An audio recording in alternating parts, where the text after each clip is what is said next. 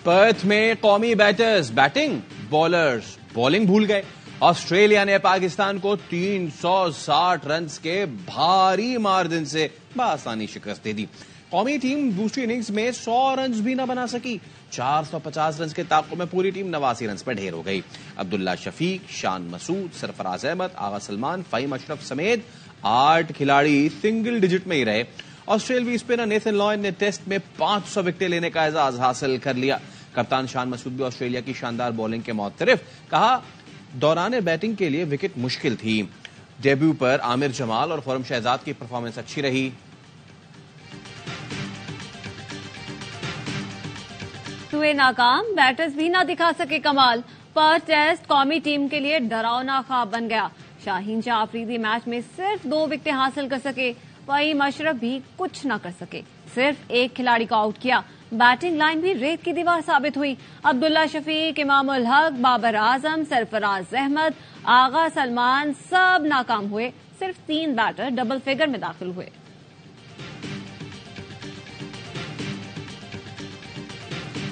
इस्लामाबाद में दिन दिहाड़े हेड कांस्टेबल को बेटे समेत कत्ल कर दिया गया। Head constable Mohammad Ashraf duty खत्म करके बेटे के साथ घर जा रहा था।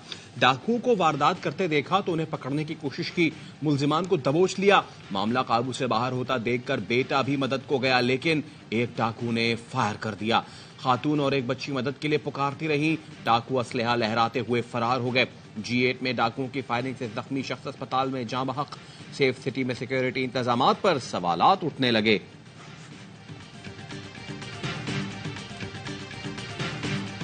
इंतखाबात का शेड्यूल आने के बाद मुल्क भर में डिस्ट्रिक्ट रिटर्निंग और रिटर्निंग अफसरान की ट्रेनिंग का आगाज। तर्जुमान इलेक्शन कमीशन के मुताबिक मजमूई तौर पर 144 DROs और 859 ROs को तरबियत दी जा रही है। ट्रेनिंग 19 दिसंबर को मुकम्मल कर ली जाएगी। चीफ इलेक्शन कमिश्नर बलूचिस्तान कहते हैं सूबे में तमाम सियासी जमातों को लेवल प्लेइंग फील्ड दी जाएगी।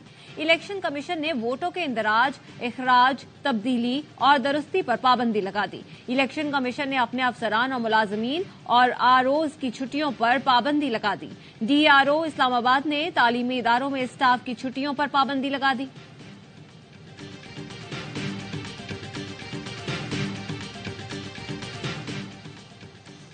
एडवोकेट लतीफ खोसा का PTI में शमूलियत का ऐलान। कहते हैं नफरतों को दफन करके नए सफर की दावत देता हूं। उम्मीद है नफरतों की सियासत खत्म होगी।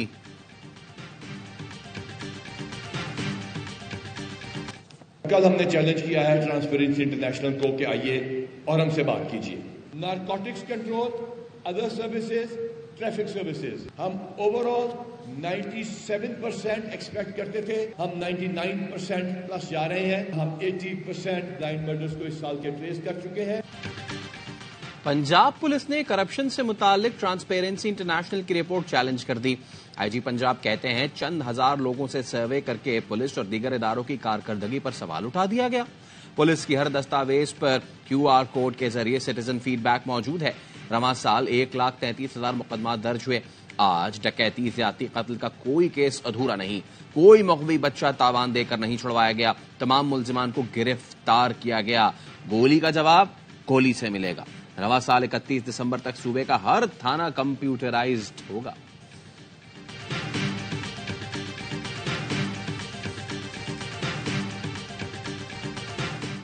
लाहौर के इलाके बागवानपुरा में एक खानदान के 4 अफराद के कत्ल का मुकदमा दर्ज। मुलजिम सुलेमान ने फायरिंग करके तलाक लेने पर बीवी, उसके वालिद, भाई और बहन को कत्ल कर दिया था। ताहाल लाशों का पोस्टमार्टम न हो सका। मकतूला किरण ने 2 साल पहले तलाक ली थी। लाहौर के इलाके शाहदरा में मुबैना पुलिस मुकाबला, 2 मुलजिमान हलाक।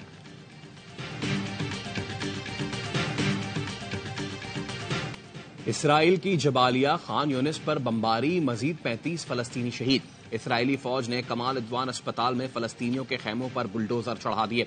मगरबी किनारे में इसराइली फौज की फायरिंग से मजीद 2 फलस्तीनी शहीद। 7 अक्टूबर से अब तक शहीद फलस्तीनियों की तादाद 19,076 हो गई, जिनमें हजारों बच्चे और खातीन शामिल हैं। इसराइली फौजियों ने अपने ही 3 कैदियों को भी हलाक कर दिया। इसराइली फौज का कहना है गलती से हलाक होने वाले इसराइली यरगमाली सफेद कपड़ा थामे मदद के लिए पुकार रहे थे।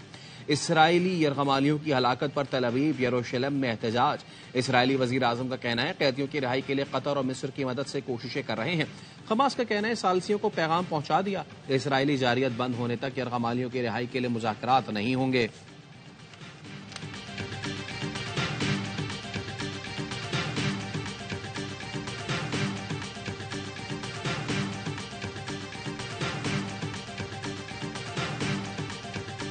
खत्म करो, फलस्तीन को आजाद करो। न्यूयॉर्क में पब्लिक सर्विस वर्कर्स प्लेकार्ड्स और बैनर्स उठाए सड़कों पर आ गए। लॉस एंजलिस में भी फलस्तीनियों के हक में एहतजाज। कनाडा में फलस्तीनी परचम उठाकर एहतजाज किया गया। ऑस्ट्रेलिया के शहर मेलबर्न में भी बड़ा मुजाहरा हुआ। आजाद होगा फलस्तीन के नारे। मैड्रिड और बार्सिलोना में भी फलस्तीनियों के हक में रैली निकाली गई।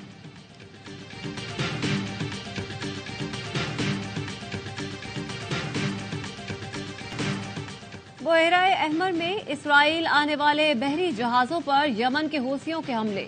डेनमार्क और जर्मनी समेत 8 मुल्कों की शिपिंग कंपनियों ने आमदोरफ्त मुअत्तल कर दी। हूथियों ने गजा में जंगबंदी तक इसराइल आने वाले बहरी जहाजों पर हमलों का ऐलान कर रखा है।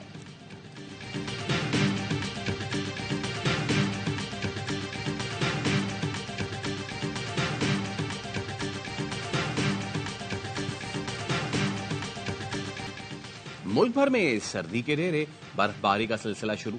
आसमान से गिरते सफेद गालों ने मरी का हुस्न निखार दिया। सयाहों ने डेरे डाल लिए। सुआत में भी बर्फबारी। वादी कलाम का हुस्न दोबाला हो गया। बर्फबारी से दीर की पहाड़ियों ने भी सफेद चादर ओढ़ ली। जुनूब मगरबी बलूचिस्तान में भी बर्फबारी।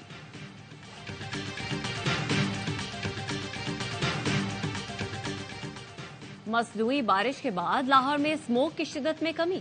फजाई आलूदगी में 6ठे नंबर पर चला गया, लेकिन कराची दुनिया के आलूदा तरीन शहरों में पहले नंबर पर आ गया। हवा में आलूदगी की शरह 332 पार्टिकुलेट मैटर्स रिकॉर्ड। पंजाब के मैदानी इलाकों में धुंध के बायस मोटरवेज के मुख्तलिफ सेक्शंस बंद किए गए। धुंध में कमी के बाद मोटरवे M1 पिशावर से रशकई और सवाबी से बुरहान इंटरचेंज तक, मोटरवे M2 कोट मोमिन से शेखपुरा तक खोल दी गई। मोटरवे M3 को फैजपुर से दरखाना तक ट्रैफिक के लिए खोल दिया गया। लाहौर सियालकोट मोटरवे को भी ट्रैफिक के लिए खोल दिया गया।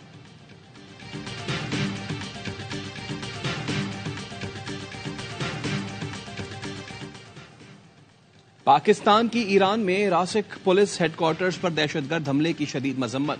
तर्जुमान दफ्तर खारजा ने कहा दहशतगर्दी इलाकाई और आलमी अमन और सलामती के लिए खतरा है। पाकिस्तान ईरानी हुकूमत और आवाम के साथ मुकम्मल यकजहती के साथ खड़ा है। दो तरफा और इलाकाई तावन समेत हर तरह से दहशतगर्दी के मुकाबले की जरूरत है।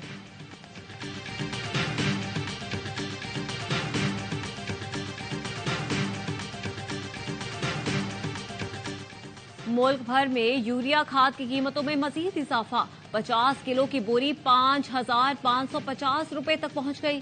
दस्तावेज के मुताबिक एक हफ्ते में रावलपिंडी में यूरिया बैग की कीमत में 1,000 रुपए, हैदराबाद में 651, कोयटा में 598 रुपए तक का इजाफा हुआ।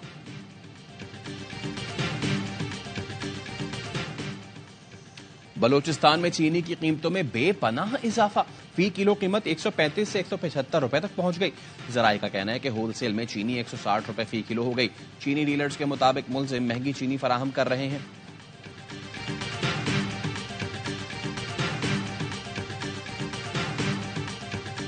लाहौर में तजावुजात के खात्मे के लिए सख्त क्रैकडाउन का फैसला। रज़ाकाराना तौर पर तजावुजात खत्म करने के लिए 48 घंटे की मोहलत।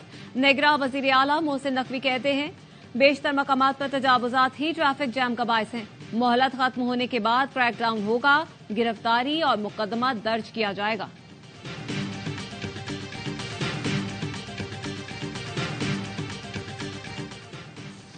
कराची के इलाके बल्दिया टाउन गुलशन गाजी इकबाल अस्पताल के करीब वाटर टैंकर घर में घुस गया। एक शख्स जाँ बहक, 5 अफराद जख्मी। लाश और जख्मियों को अस्पताल मुंतकिल कर दिया गया।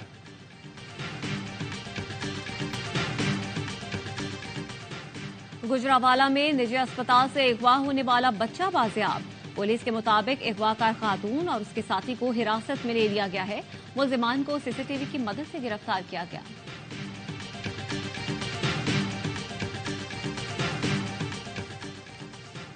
झंग में बेटे का हाथ काटने वाला बाप गिरफ्तार। पुलिस के मुताबिक मुलजिम जुल्फिकार ने मामूली रंजिश पर बेटे के हाथ काट दिए।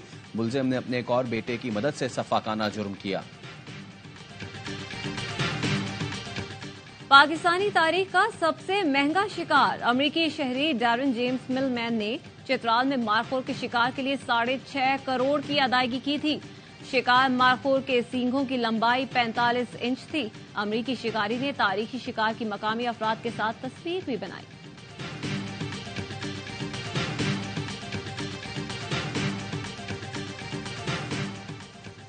झलमगसी में डेजर्ट चैलेंज जीप रैली के दौरान बच्चा गाड़ी की जिद में आकर जाँ बहक हो गया। जाँ बहक बच्चे की शिनाख्त गुल हसन के नाम से हुई।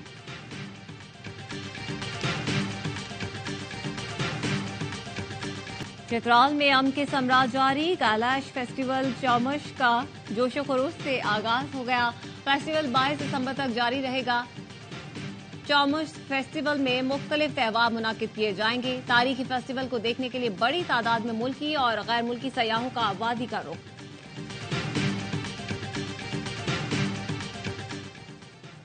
और कराची एक्सपो सेंटर में किताबों के आलमी मेले का चौथा दिन। मेले में शहरियों की भरपूर दिलचस्पी। बड़ी तादाद में कुतुब की खरीदारी का सिलसिला जारी।